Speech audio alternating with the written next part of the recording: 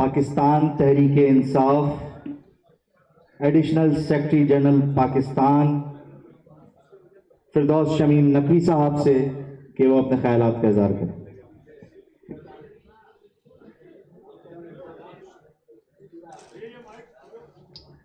اعوذ باللہ من الشیطان الرجیم، بسم اللہ الرحمن الرحیم، ایاک نعبد و ایاک نستعین، رب اشرح لی صدری ویسر لی امری واحلل عقدۃ من لسانی۔ قائدین محترم، آپ سب کو السلام علیکم، اور محمود خان چکدئی، اسد کیسر صاحب، صاحبزادہ آخوندزادہ اور دیگر مہمان جو کراچی کے باہر سے آئے ہیں، ان سب کو پاکستان تحریک انصاف کی جانب سے میں اپنے شہر میں، قائد کے شہر میں، آپ سب کو خوش آمدید کہتا ہوں۔ خواتین حضرات، آج کا موضوع پچھلی تقریر میں کچھ تبدیل ہوتا ہوا نظر آیا۔ آج کی کانفرنس کا معذرت کے ساتھ مقصد یہ نہیں، ہم اپنے موروثی حالات کو ڈسکس کرنے آئے ہیں، اور وہ 1947 کی تاریخ کو 2025 اور 26 میں بات نہیں کر رہے۔ پاکستان ان مسائل سے بہت آگے گزر چکا ہے۔ آج بحث یہ ہے کہ ہم ایک پیریٹورین اسٹیٹ ہیں یا ایک ڈیموکریٹک اسٹیٹ ہے۔ یہ پیریٹورین اسٹیٹ کیا ہوتا ہے؟ پیریٹورین اسٹیٹ وہ ہوتا ہے جس میں فوجی مداخلت عوامی امور میں بہت زیادہ بڑھ جائے تو اس کو پیریٹورین اسٹیٹ کہا جاتا ہے۔ اصل میں اردو میں اس انگریزی لفظ کا کوئی ایک لفظ نہیں ملتا، اسی لیے مجھے سہارا لینا پڑ رہا ہے زیادہ الفاظ، اور اس کی اگر آپ کو مثال دیکھنی ہے تو آپ دیکھیے، صدر ٹرمپ سے ملنے پہلے جاتا ہے فیلڈ مارشل یا جنرل۔ معیشت کو درست کرنے کے لیے جو ادارہ بنتا ہے اس کا سربراہ فوج۔ اس ملک کے اندر اگر آپ بلینز آف ڈالر نہیں، ٹریلین آف روپیز، جو رقم آپ کو سمجھ میں آئے، اس کے مالک کون؟ فوج۔ ہر شعبے میں سب سے زیادہ بڑے ادارے کس کے؟ فوج۔ پاکستان کا سب سے بڑا ریئل اسٹیٹ ڈیولپر فوج۔ پاکستان کی سب سے بڑی فرٹیلائزر کمپنی فوجی فرٹیلائزر فوج۔ پاکستان کا سب سے بڑا آئل ٹرمینل پاٹکو فوج۔ پاکستان کے بینکوں میں عسکری ویلفیئر ٹرسٹ کے بینکس اور ان کے ادارے، آپ کوئی شعبہ لے لیں، ٹرانسپورٹرز میں سب سے بڑا ٹرانسپورٹر NLC، کانٹریکٹرز میں سب سے بڑا کانٹریکٹر فرنٹیئر ورک آرگنائزیشن، اس کو کہتے ہیں پیریٹورین اسٹیٹ۔ اگر آپ کو پہلے نہیں سمجھ میں آیا تو یہ دوسرا، یہ اس وقت کی اسٹیبلشمنٹ نے ایک عجیب مذاق بنایا کہ یہ جدوجہد جو ہے وہ دو اشخاص کے درمیان ہے، ایک عمران خان اور دوسرا فوج کا جنرل باجوہ، یا اس کے بعد کے جو ان کے آئے ہیں۔ نہیں بھائی، یہ عمران خان کی جدوجہد نہیں ہے کسی ادارے کے خلاف، یہ جدوجہد ہے سویلین سپریمیسی کی۔ یہ جدوجہد ہے سیاست میں بے جا مداخلت، ان اداروں کی جنہوں نے عہد لیا ہے کہ وہ کبھی بھی سیاست میں حصہ نہیں لیں گے، اور ان کی دلیری دیکھیے کہ 3 دفعہ ماشاء اللہ لگا کے، 3 میں کیا 4 جنرل بھی کہوں تو صحیح ہے، ماشاء اللہ لگا کے حکومت کرتے۔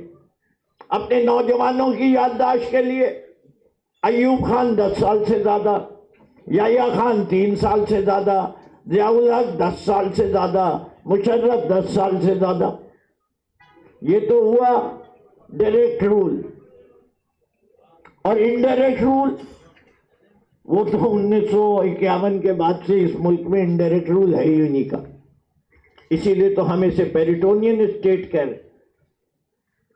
اب اس سے نقصانات کیا ہوتے ہیں؟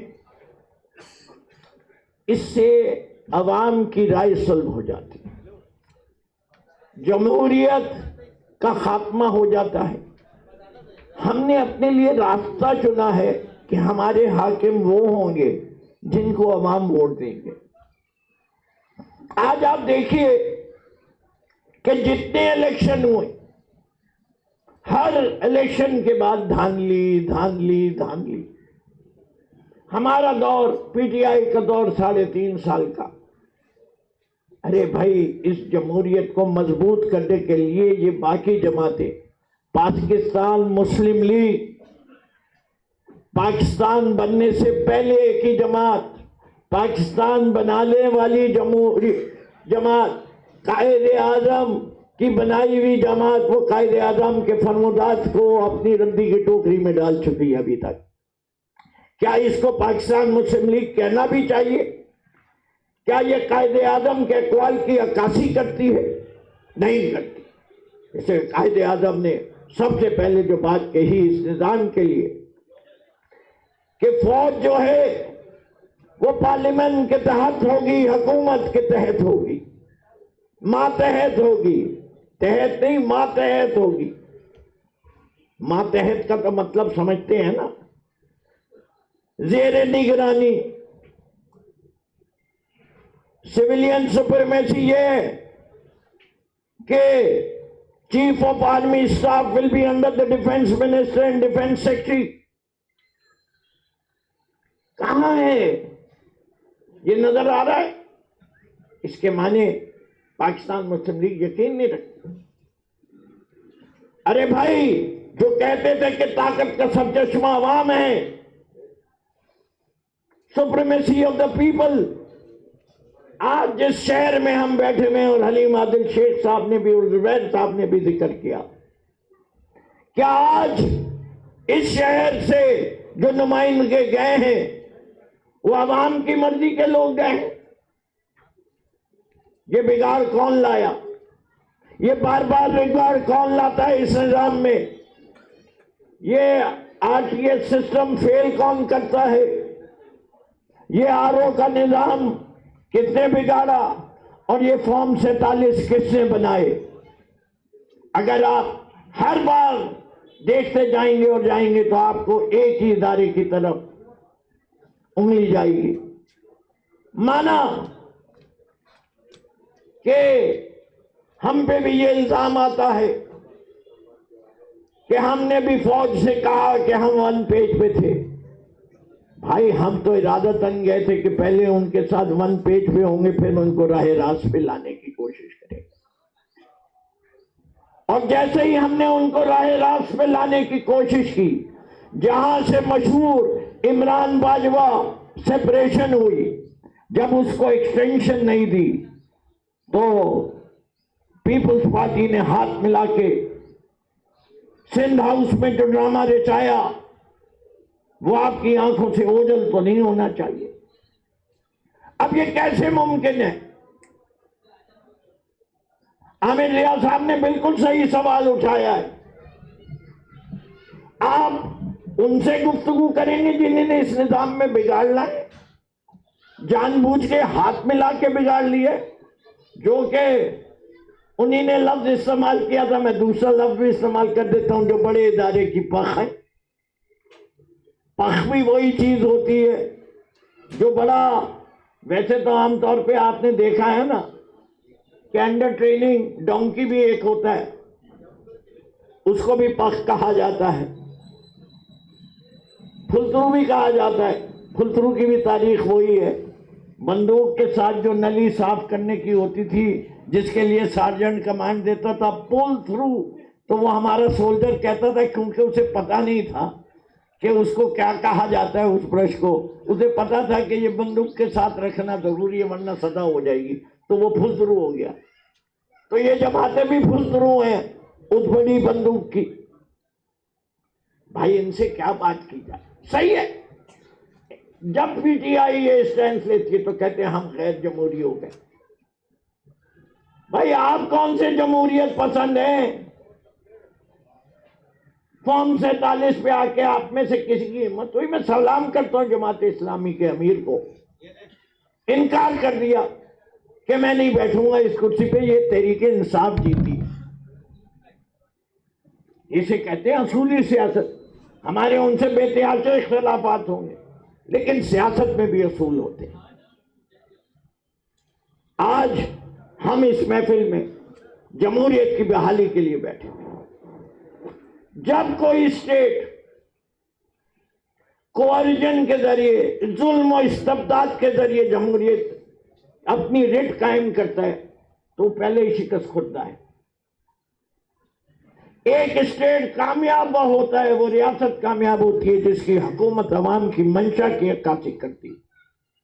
جہاں عوام کی منشا نہ ہو وہاں وہ حکومت کامیاب نہیں ہو سکتی.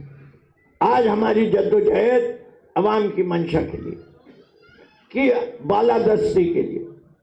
دوسری چیز، جہاں ظلم و استبداد ہوگا وہاں مظاہرے نہیں ہو سکتے.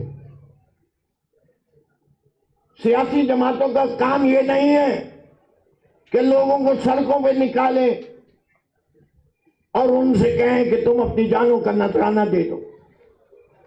سیاسی جماعتوں کا کام ہے لوگوں کو شعور دے اور وہ لوگ پرامن طریقے سے احتجاج کریں اور اپنی مرضی اپنی زبان کے ذریعے. فریڈم آف اسپیچ اسی لیے اہم ہے. ایسی محفلوں کا انعقاد، فریڈم آف ایسوسیشن، اسی لیے آئین میں اہم ہے. جہاں ان پہ رکاوٹیں آنے لگیں گی تو وہ معاشرہ غلاموں کا معاشرہ ہو جائے گا. ہم آزاد لوگ ہیں، آزاد منش بھی ہیں. آزادی کے لیے جان کا نذرانہ دینا چاہتے ہیں، لیکن اس سے پہلے ہم جان کے نذرانے سے پہلے جدوجہد کرنا چاہتے ہیں. آئیے مل کے جدوجہد کریں، اس نظام کے خلاف جدوجہد کریں. محمود خان اچکزئی صاحب نے 8 فروری کی عوامی مزاحمت کی کال دی ہے. وہ سڑک پہ چاہے اکیلے چلیں یا نہ چلیں، انہوں نے ایک گزارش کی ہے. گزارش کیا ہے؟ تم لوگ اگر یہ سمجھتے ہو کہ ہم لوگ سچ ہیں، حق ہیں، صحیح راستے پہ ہیں اور یہ جدوجہد تمہارے لیے ہے، عوام کے لیے، تمہارے آنے والی نسلوں کے لیے، ان بے روزگار نوجوانوں کے لیے، وہ غربت کے ستائے ہوئے لوگوں کے لیے، وہ مزدور کے لیے جس کو اپنے حق نہیں مل رہا، وہ بلوچستان کے عوام جن کو پچھلے 50 سال سے زیادہ ظلم و استبداد ہے، ان مسنگ پرسنز کے لیے جن کو بے جا غائب کر دیا گیا ہے بغیر کسی عدالت میں پیش کیے ہوئے، ہر مظلوم کے لیے ہے.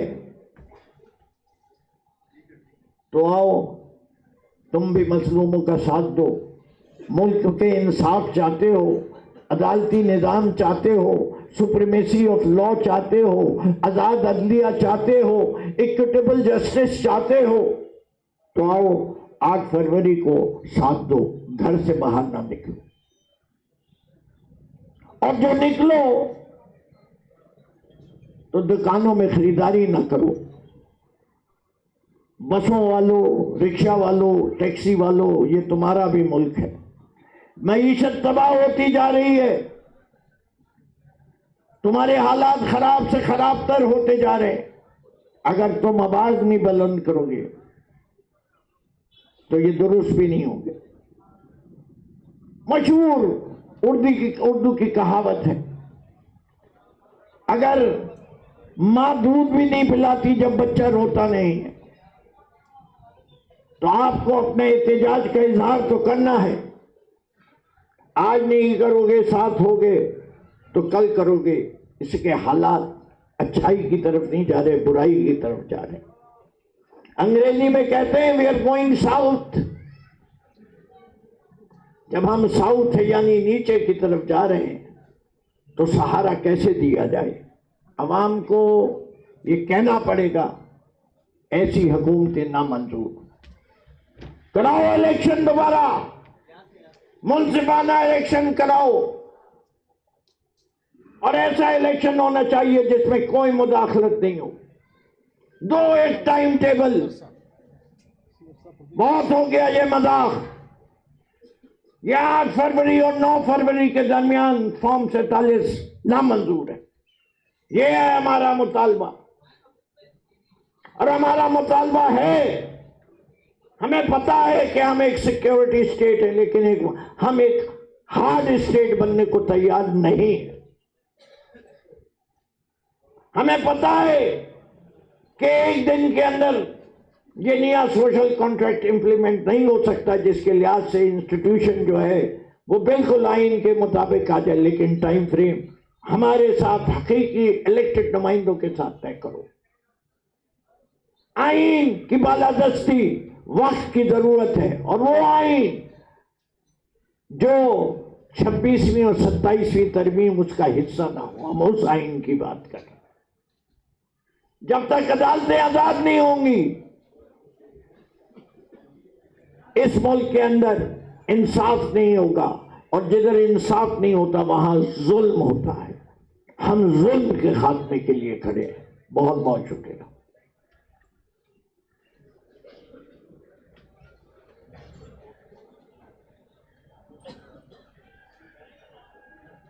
بہت شکریہ.